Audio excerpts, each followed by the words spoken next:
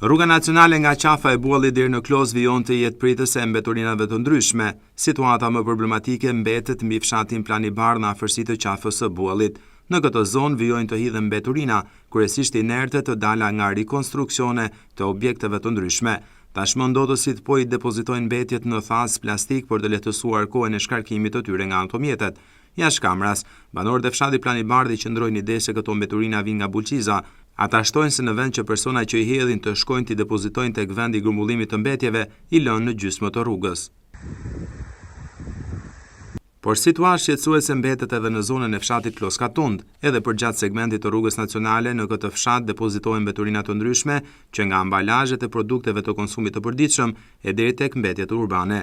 Banorët apelojnë që institucionet të vendosin kamera monitorimi, sinjalistik paralemëruese dhe të organizojnë aksione të rregullta pastrimi, në mënyrë që ky segment të mos mbetet pikë e zezë për mjedisin dhe shëndetin publik.